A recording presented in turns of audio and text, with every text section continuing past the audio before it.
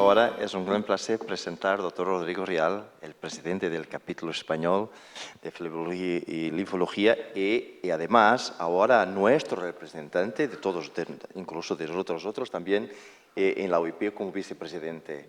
Es vicepresidente de España y de Portugal. Rodrigo, por favor. Muchas gracias, Armando. Muchísimas gracias por esta amable introducción que has tenido.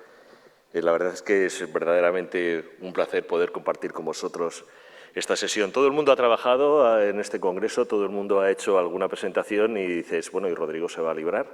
Pues no, yo me puse la última o de las últimas. Y bueno, este es un tema interesante porque ¿qué hacemos con las trombosis venosas así en general? Anticoagularlas, ¿no? Pero las trombosis venosas profundas distales todavía existe una controversia sobre, primero, si debemos buscarlas y, segundo, si debemos tratarlas cuando las encontramos. Esto es la disposición, o más o menos el patrón que solemos encontrar en trombosis venosas profundas distales. Casi todas pertenecen al plexo peroneo y el resto suelen ser trombosis sobre el músculo gastrocnemio o bien el sóleo, los gemelos o sóleo. Y en un porcentaje que no es despreciable, 1 de cada 3, nos lo encontramos en más de un territorio venoso, en más de una vena. Hay una prevalencia absolutamente variable, tanto sea en los pacientes que tienen una trombosis venosa profunda proximal o en los pacientes que les investigamos por una embolia de pulmón. ¿Y por qué esa prevalencia es tan variable? Bueno, ya hemos dicho que hay mucha gente que no las busca, por lo tanto, indudablemente la prevalencia tiene que serlo. Primero porque los métodos diagnósticos que utilizamos en los ultrasonidos ante, por ejemplo, una sospecha venosa, una sospecha de una trombosis venosa, pues muchas veces no buscamos la trombosis venosa profunda distal. Y luego existen circunstancias clínicas, no es lo mismo, digamos, el factor de riesgo o la gravedad, según la presentación de un paciente con un paciente asintomático, una trombosis venosa, un paciente con una embolia de pulmón, o bien aquellos que hacemos estudios clínicos, ¿no? Pero además existe una variabilidad en los pacientes ingresados y en los pacientes que están de forma ambulante o que acuden a urgencias. Así que, si hacemos un ecodoppler completo, incluyendo los vasos, las venas de por debajo de la vena poplitea, nos encontramos que si la sospecha es por una embolia de pulmón, podemos encontrar una trombosis venosa profunda distal entre un 7 y un 11%. Fijaos la variabilidad en la sospecha de una trombosis venosa profunda general entre un 4 y un 20%. Y, cuidado, si ya tenemos una trombosis venosa profunda proximal y buscamos si tiene una trombosis profunda distal, ya la variabilidad sigue siendo elevada, pero ya se acorta un poco. Así que debemos buscarlas. Bueno, aquí hay dos mundos, una guerra entre Rigini, que dice que no debemos buscarla, y el grupo de Shellon, que dice que sí.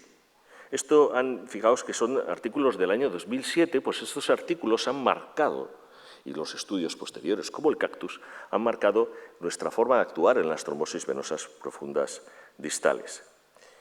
Y lo ha marcado también porque no es lo mismo la sensibilidad y la sensibilidad en las trombosis venosas profundas proximales frente a las trombosis venosas profundas distales. La sensibilidad es muy, muy inferior. Muy inferior. Y la especificidad también.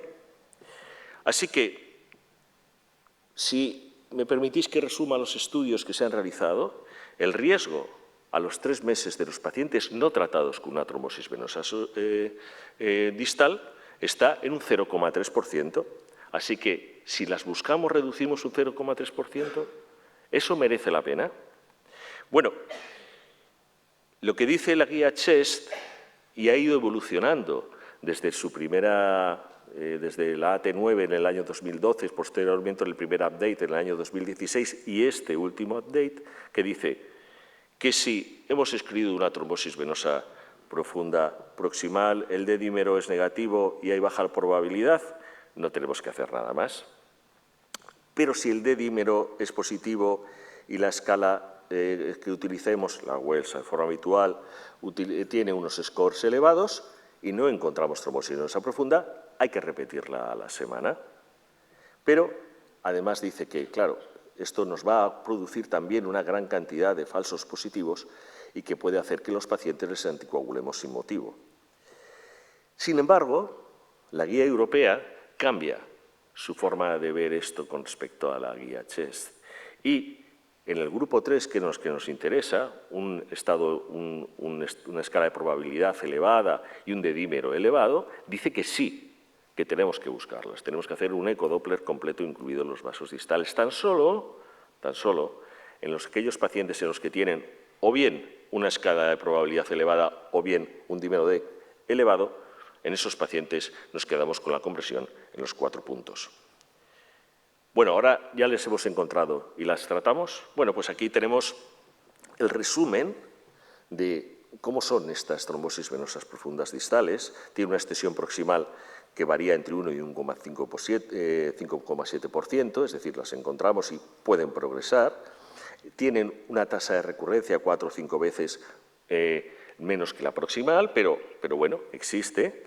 Tiene un riesgo de embolia pulmonar que es entre el 0 y el 6,3%, según los estudios que haya, y es verdad que tiene menos mortalidad. Entonces, bueno, pues seguimos con las dos, digamos, los dos campos o las dos líneas de actuación que existen en este momento, uno más agresivo y otro menos agresivo en el tratamiento. En la evaluación del tratamiento anticoagulante en las trombosis venosas profundas distales se ha tenido en cuenta, primero, el beneficio que disminuye la mortalidad, la embolia pulmonar de mortalidad ya hemos visto que es bajo, pero no es inocente o no es tan poco despreciable, y el riesgo de sangrado y, desde luego, el costo en el que vamos a incurrir en el paciente. Esto fue la actualización del año del 2016 del CHEST y, con un escaso nivel de evidencia, decía que ellos sugerían seguir al paciente y no anticoagular, salvo en los pacientes que tenían unos factores de riesgo severo, como por ejemplo cáncer u otros. Sin embargo, en la última actualización del CHEST, la del año 2022, ahora ya han evolucionado con todos los estudios que se han realizado desde 2016 y ahora sí que recomiendan, se inclinan más a favor de la anticoagulación que del seguimiento con ultrasonidos. Y este es un detalle importante y un cambio importante en las recomendaciones del CHEST, que siempre fue muy conservador a la hora de anticoagular las trombosis venosas profundas distales. Y dice que no anticoagulemos a aquellos pacientes en los cuales solo tengamos una trombosis venosa de las venas musculares. Contrariamente, la guía europea dice que sí, que anticoagulemos a los pacientes. Entonces, esta dicotomía hace que, en muchos casos, los pacientes, especialmente si no los trata un cirujano vascular, que está un poco más actualizado precisamente en la guía europea, que es más de cirujanos vasculares, a muchos pacientes se les queda todavía sin anticoagular. Así que la recomendación práctica de la guía europea es que anticoagulemos. ¿Y qué sabemos hasta ahora?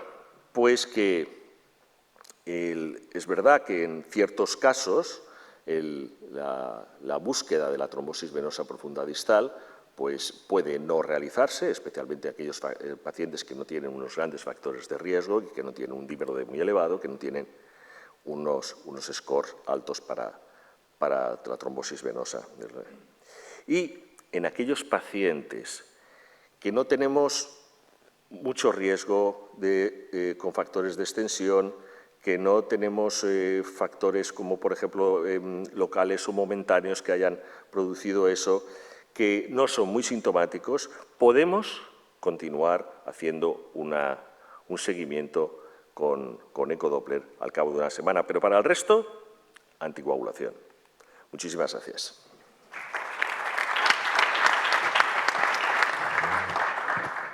Muchas gracias, Rodrigo.